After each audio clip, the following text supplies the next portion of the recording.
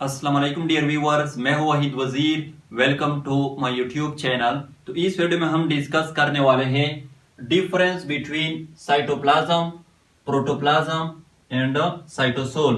तो पहले हम लेते हैं साइटोप्लाज्म को। तो साइटोप्लाज्म को हम किस तरह डिफाइन करते हैं? The part of cell located between cell membrane and nuclear membrane is called cytoplasm.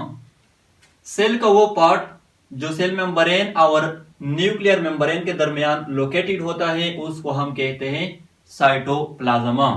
Suppose कर ले कि ये एक एनिमल सेल है। ये जो आउटर लेयर है ये सेल मेम्ब्रेन है, ये न्यूक्लियस है, ये न्यूक्लियर मेम्ब्रेन है। तो न्यूक्लियर मेम्ब्रेन से लेकर सेल मेम्ब्रेन तक ये जो पार्ट है सेल का इसको हम कहते हैं साइटोप्लाज्म। और ये जो साइटोप्लाज्म होता है ये जेल लाइक और सेमी सॉलिड पार्ट होता है सेल का। यानी ये जो साइटोप्लाज्म होता है ये ना कंप्लीटली लिक्विड फॉर्म में होता है और ना कंप्लीटली सॉलिड फॉर्म में होता है। प्रोटोप्लाज्म को हम किस तरह डिफाइन करते हैं? Everything enclosed inside the cell membrane is called protoplasm.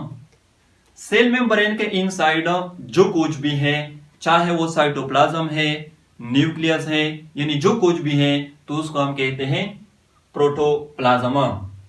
ये सेल मेम्ब्रेन है तो इसके इनसाइड जो कुछ भी है, चाहे साइटोप्लाज्म है या न्यूक्लियस है, तो इन सब को हम कहते हैं कलेक्टिवली प्रोटोप्लाज्म।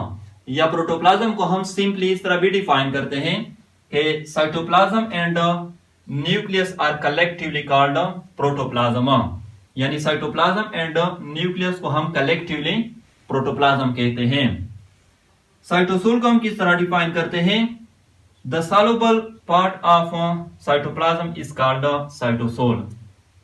देखो साइटोप्लाज्म जो है ये मेनली टू पार्ट पर मुश्तमिल होता है। एक होता है सॉल्युबल पार्ट और दूसरा होता है इनसॉल्युबल पार्ट। ये जो सॉल्युबल पार्ट होता है ये मुश्तमिल होता है वाटर पर, आयंस पर, ग्लूकोज पर, अमीनो एसिड्स पर, न्यूक्लियोटाइड्स पर एटसेट्रा। और ये सब सॉल्यूशन की फॉर्म में होते हैं जिसमें वाटर जो है ये एज अ सॉल्वेंट यूज होते हैं। ये जो इनसॉल्युबल पार्ट होता है ये मुश्तमिल होता है सेल ऑर्गेनेल्स पर। फॉर एग्जांपल एंडोप्लाज्मिक रेटिकुलम है, गोल्गी एपैरेटस है, साइटोस्केलेटन है, लाइसोसोम है, माइटोकॉन्ड्रिया है एटसेट्रा। तो साइटोप्लाज्म का ये जो सॉल्युबल पार्ट होता है इसको साइटोसोल कहा जाता है। यानी the soluble part of the cytoplasm is called cytosol. तो ये था difference between cytoplasm, protoplasm and cytosol. I hope आप लोगों को वीडियो अच्छी लगी होगी। Thank you.